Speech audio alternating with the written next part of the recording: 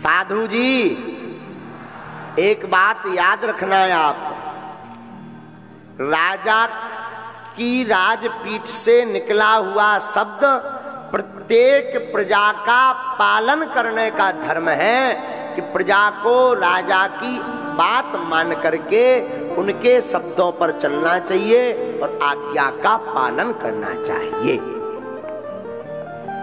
आप कहोगे महाराज राजा आतताई है, तो मौका मिलेगा राजा अपने आप नीचे गिरेगा। आतताई इस संसार में कोई नहीं बचा। बुरे कर्म का बुरा नतीजा नहीं विश्वास तो करके देख, जिन जिन ने यहां बुरे कर्म किए उनके जाकर घर तू देख। जो जैसा करेगा सो भोगना ही पड़ेगा। आज नहीं तो कल हम लोग सोचने लगते अरे अपन को क्या भोगना है। नहीं नहीं, ऐसा नहीं। जो जैसा करता है सो भोगता है। चतुराई सब जगह चल सकती, पर भगवान के सामने थोड़ी चतुराई चल सकती। भगवान तो भगवान है, चतुरता इनके सामने। और संसार में चतुरता दिखाओ, बहुत अच्छा है, पर प्रभु के सामने चतुरता नहीं चलती। इसलिए हम आपसे प्रार्थना करेंगे कि आप कितने भी बड़े बन जाओ, कितने भी उच्च पद पर पहुंच जाओ, पर याद रखना माता जी के सामने, पिताजी के सामने, गुरुजी के सामने छोटा बनकर के ही जीवन जीना।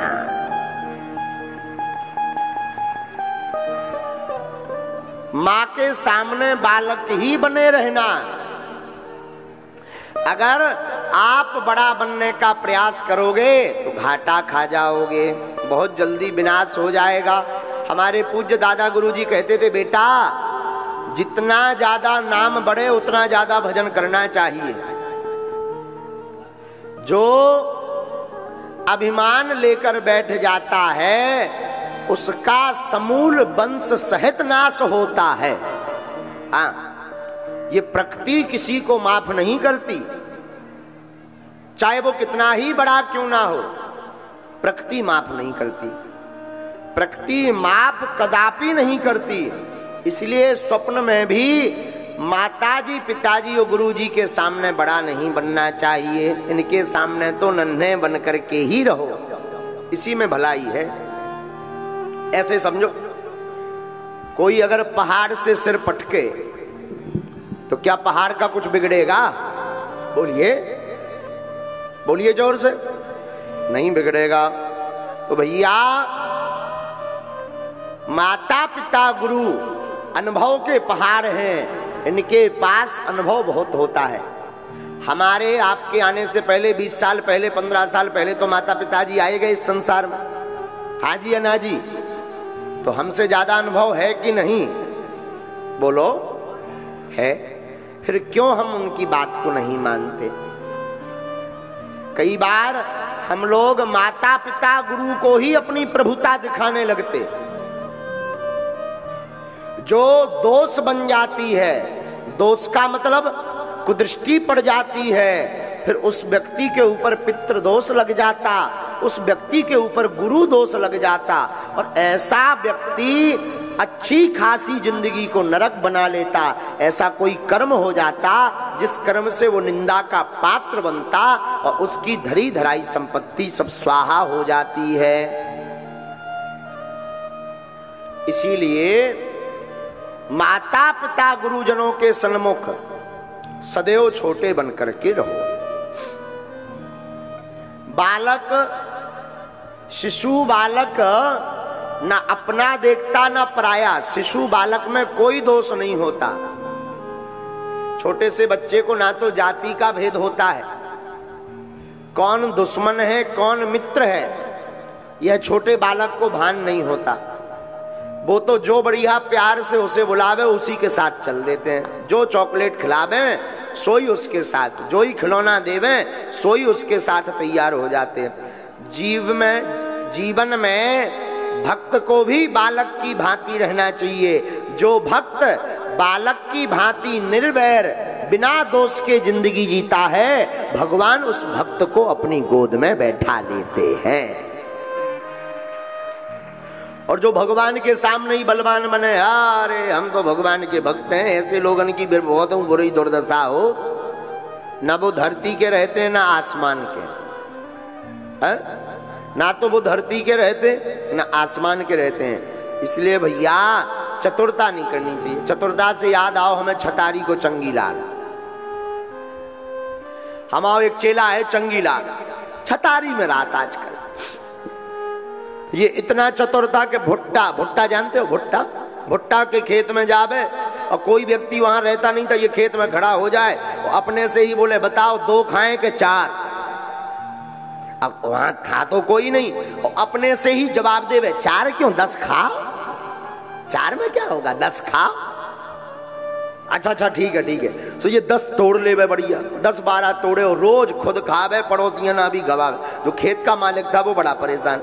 एक दिन खेत का मालिक खड़ा खड़ा देखता रहा तो ये फिर बोला अच्छा बताओ 2 खाएं चंगीलाल के 4। तो भीतरी से खुद जवाब दे करके स्वयं ही आवाज बदल के बोला 4 क्यों, 12-15 खाओ, अपना ही तो खेत है। मकान जो खेत का मालिक था वो बड़ा हैरान, बताओ तो कितना विचित्र आदमी है, कितना छलिया आदमी है। लेकिन मकान जो खेत का मालिक था वो भी बड़ा चतुर था। एक महात्मा के पास गया, उसने समस्या बताई, ऐसी आफत है। बोले कोई प्रॉब्लम नहीं, इसकी भी एक दवा है। बोले क्या दवा है? बोले तुम जब ये स्नान करने जाए तब ऐसा ऐसा कर देना, कान में बोल दिया। तो नदी में स्नान करने जैसी चंगीलाल गया तो वो खेत का मालिक खड़ा होकर के बोला जोर जोर से बताओ नदी महारानी, चंगीलाल को 2 डुबकी लगाएं कि 10? तो खुद ही बन करके बोला 10 क्यों, 20-25 लगाओ। और गर्दन पकड़ करके जहां डुबकी दिलाना शुरू की सोई प्राण फड़फड़ा गए चंगीलाल के। बोले ये क्या है? बोले भुट्टा तोड़ रहे थे, वो क्या है? सठे साठ्यम समाचरे, जो जैसा करता उसको वैसा ही भोगना पड़ता। ऐसे समझो 2 भाई थे, दोनों भाइयों में बड़ा भाई बड़ा चतुर, बहुत चतुर। पिताजी मर गए, मरने के बाद पिताजी की संपत्ति सिर्फ 2 ही चीजें, एक कंबल एक भैंस, और तीसरा कुछ है ही नहीं। तो बड़ा भाई चतुर तो कहा बंटवारा कर लो। छोटे भाई ने कहा बंटवारा कर लो, रोज की लड़ाई बंद हो जाएगी।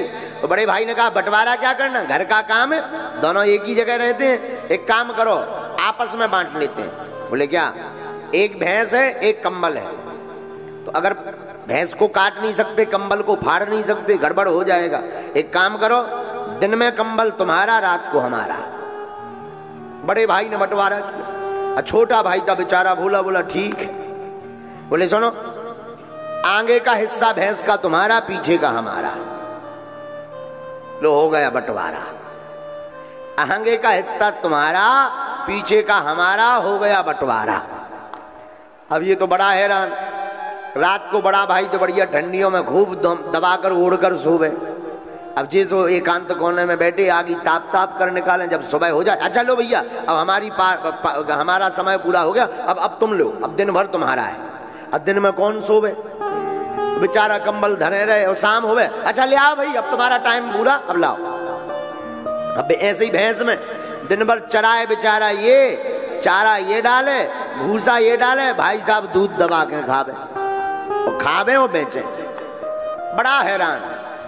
एक महात्मा जी मिले, उसने पूरी आफत बताई, महाराज ऐसा बंटवारा हो गया, अब बंटवारा से मुकर भी नहीं सकते, अब करें क्या, बचन के पक्के हैं। उसने कहा बचन हरा लिया था कि देखो अब बचन से मुकरना नहीं, तो बचन हार गए, अब करें क्या? महात्मा बोले उपाय है।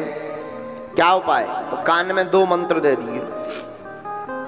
भाई ने सुबह जैसे ही कंबल दिया तो इसने लिया पानी में डाल दिया, दिन भर पानी में डाले रहा। शाम हुआ, भाई बोला चलाओ भाई कंबल, अब तुम्हारा टाइम पूरा हो गया, अब हमारा शुरू। इसने कंबल पानी से निकाल के दे दिया, ले। भाई बोला ये क्या है? बोले कंबल है, कंबल।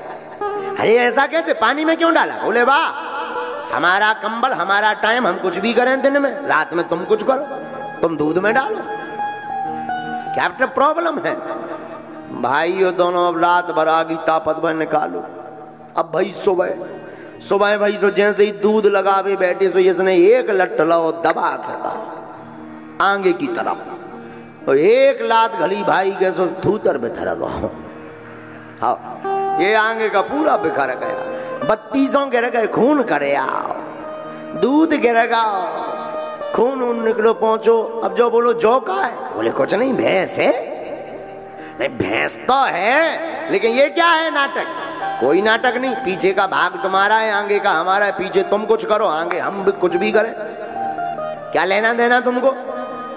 भाई समझ गो के जो गुरु बन गो, तो ही हाथ जोड़ के बोलो भैया अब आधे आधे में काम चलाओ।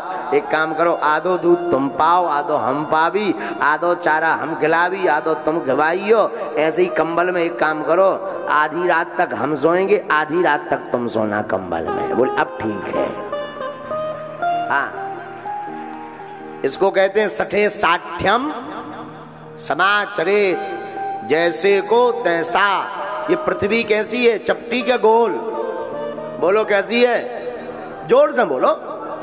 गोल है। गोल का मतलब क्या है? जिंदगी में तुम जहां से जिंदगी शुरुआत करोगे वहीं पूरी होगी। अच्छा ऐसे समझो, ऐसे समझ में, ऐसे समझो, बचपन में जब छोटा सा नन्हा सा बालक होता है, दांत नहीं होते हैं, एकदम छोटा होता है। और बुढ़ापे में भी दांत नहीं होते, क्योंकि जिंदगी की शुरुआत बिना दांत से होती है, तो बुढ़ापे में भी सब दांत गिर जाते हैं। जिंदगी की विराम भी बिना दांत के होती है।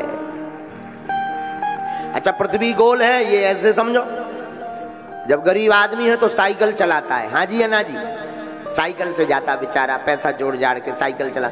अच्छा अमीर हो जाए, मोटरसाइकिल कारें लिप जाए, बड़ो मकान बन जावे, तो फिर क्या होता है? फिर फेंट बढ़ता है, फेंट, पेट बढ़ता है। तो फिर डॉक्टर कहते हैं एक्सरसाइज करो, एक्सरसाइज करते हैं तो कमरे में फिर साइकिल धर लेते हैं, तो फिर साइकिल पर दौड़ लगाते हैं। अंतर इतना है, गरीबी में जो साइकिल चला रहे थे वो एक मंजिल तक पहुंचाती थी, भीतर जो अमीरी में साइकिल चलाते हैं वो कहीं नहीं पहुंचाती है। पृथ्वी है गोल, जहां से जिंदगी की शुरुआत होती है वहीं एक ना एक दिन आना ही पड़ता है। हाँ जी या ना जी? जोर से बोलो।